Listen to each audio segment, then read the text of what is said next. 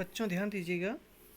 आज हम लोग कृषि का राष्ट्रीय अर्थव्यवस्था, रोजगार और उत्पादन में योगदान का अध्ययन करेंगे।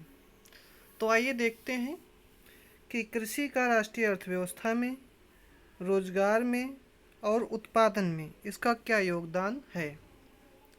कृषि भारतीय अर्थव्यवस्था का प्रमुख आधार स्तंभ है। कृषि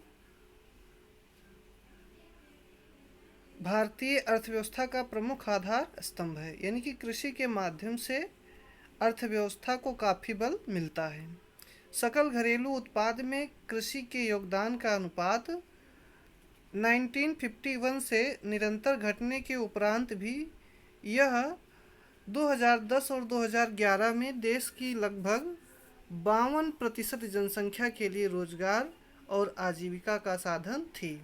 यानी कि हम बात करें तो प्रथम पंचवर्षीय योजना के बाद से सकल घरेलू उत्पादन में कृषि का योगदान निरंतर घटा है, किंतु उसके बावजूद भी 2010 और 11 में देश की लगभग 52% जनसंख्या के लिए रोजगार के अवसर उपलब्ध कराई है।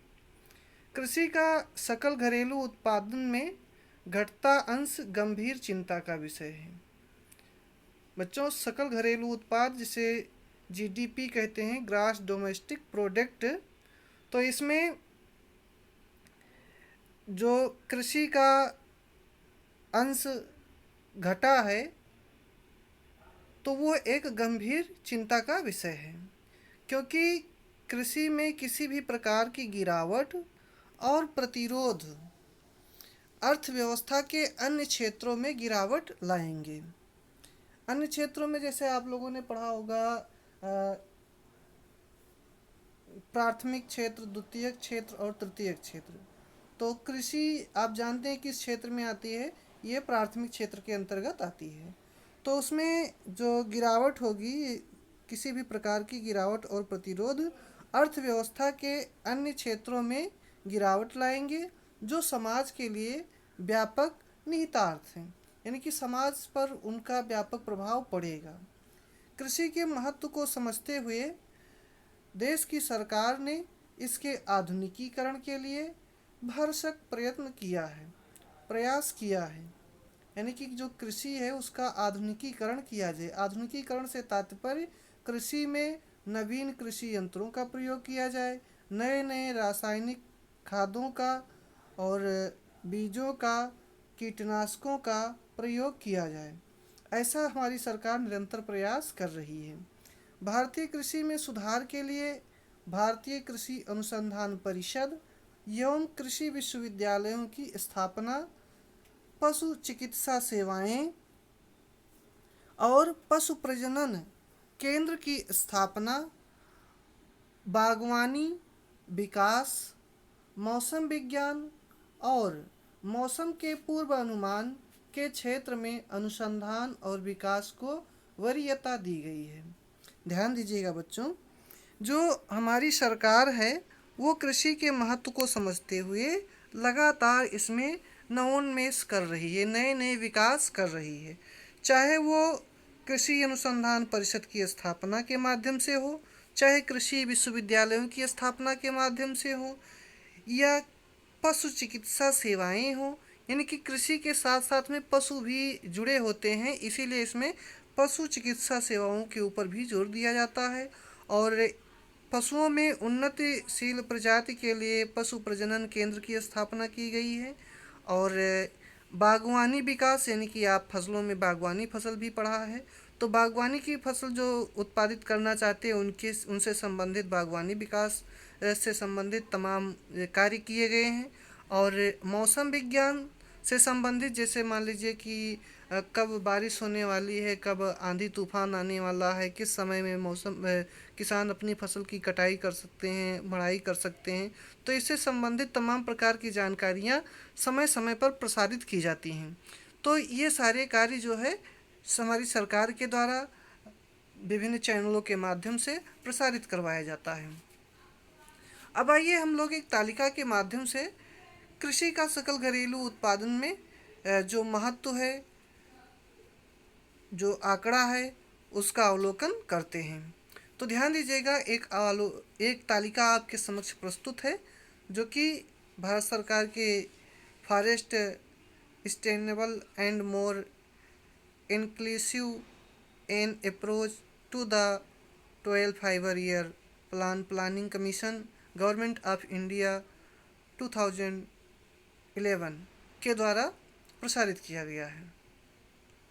तो हम लोग देखते हैं इसमें कृषि, उद्योग, सेवाएं और सकल घरेलू उत्पाद, ये 4 खंड दिए गए हैं।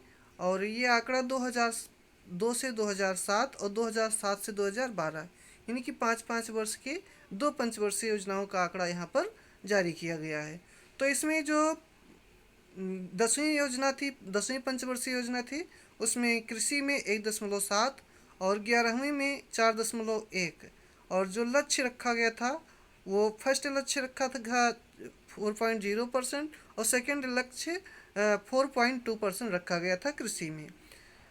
और इसके बाद में उद्योग में 8.3% और जो 11वीं पंचवर्षीय योजना थी उसमें 10.5 थी और इसका लक्ष्य 9.6 था, यानी कि लक्ष्य के सापेक्षिक अत्यधिक विकास हुआ। और 10.9 ये सेकेंड लक्ष्य रखा गया था। सेवा क्षेत्र में 9.0 और ये 2002 से और 2007 के मध्य था, और 2007 से 2012 में 9.9 था। जबकि इसका फर्स्ट लक्ष्य 10 था और सेकंड लक्ष्य ये भी 10 रखा गया था। तो इस लक्ष्य को प्राप्त करने में थोड़ी सी कमी रह गई थी। जबकि हम सकल घरेलू उत्पाद की बात करें तो 10वीं पंचवर्षीय योजना में 7.2% और 11वीं में 9.0%, जबकि इसका लक्ष्य था 9.0% और 9.5%।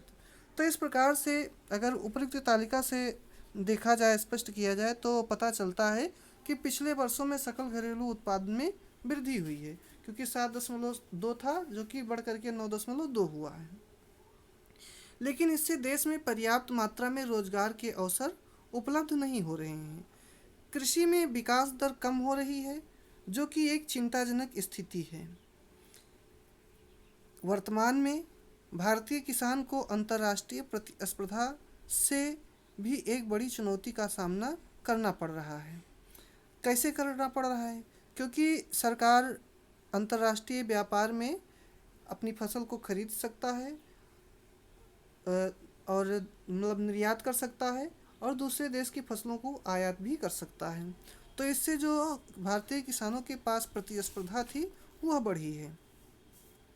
अब इसके बाद में हम लोग देखेंगे कि जो हमारी सरकार है वह कृषि सेक्टर में विशेष रूप से सिंचाई हो या ऊर्जा हो, ग्रामीण सड़कों का निर्माण करवाना हो, या मंडियों और उनका कृषि में यंत्रीकरण करना हो, सार्वजनिक पूंजी के निवेश को, तो इन सब में वृद्धि कर रही है और सामाजिक पूंजी निवेश को कम करती जा रही है। रासायनिक उर्वरकों पर से जो सहायकी है, जो अनुदान है, अंशदान है, उसे कम कर रही है, जिसके कारण किसानों का उत्पादन लागत बढ़ रहा है। इसके अतिरिक्त कृषि उत्पादों पर आयात कर घटाने से भी देश में कृषि पर हानिकारक प्रभाव पड़ा है। इसमें क्या होता है बच्चों कि जब हमारी सरकार किसी दूसरे अन्य देशों से कोई कृषि उत्पाद आयात करती है तो उसके ऊपर टैक्स लगाया जाता है, और उस कर को क्या होता है कि धीरे धीरे कम किया जा रहा है, और धीरे धीरे कम करने से ये होता है कि उसकी कीमत में वृद्धि नहीं होती है, और जब कीमत में वृद्धि न होने के कारण जो विकसित राष्ट्र हैं उनकी वस्तुएं और हमारी वस्तुओं में गजब की प्रतिस्पर्धा होती है, जिसके कारण हमारी जो उत्पादन है, वो जो देश का उत्पादन है वो उसके अपेक्षा कहीं ना कहीं थोड़ा सा पीछे पड़ जाता है, जिसके कारण से देश की जो वस्तुएं हैं वो महंगी पड़ती हैं और अन्य देशों की वस्तुएं थोड़ा सस्ती पड़ती हैं। इसलिए जो भारतीय कृषि उत्पाद हैं उनके ऊपर भी एक गंभीर समस्या बनती है, या उनका इन पर हानिकारक प्रभाव देखने को मिलता है। तो चूँकि किसान कृषि में पूंजी निवेश कम कर रहे हैं, इसके चलते भी कृषि में रोजगार घटते जा रहे हैं। चूँकि होता क्या है कि जो कृषि है वो कहीं ना कहीं मानसून पर निर्भर करती है, या जो अन्य समस्याएं उसके ऊपर निर्भर करती हैं, जिसके कारण किसान अपनी पूंजी का अधिकांश मात्रा अपनी कृषि में निवेश नहीं कर पा रहा है, जिसके चलते रोजगार के अवसर क्या हो रहे हैं, घट रहे हैं, कम हो रहे हैं। लेकिन फिर भी जो कृषि है उसका भारतीय अर्थव्यवस्था में एक महत्वपूर्ण योगदान है। तमाम लोगों को इसमें रोजगार मिल रहा है और उत्पादन में भी वृद्धि हो रही है। तो इस प्रकार से हम लोगों ने देखा कि कृषि का राष्ट्रीय अर्थव्यवस्था पर और रोजगार पर और उत्पादन में क्या प्रभाव पड़ रहा है और उसका क्या महत्व है। तो बच्चों, धन्यवाद वीडियो देखने के लिए।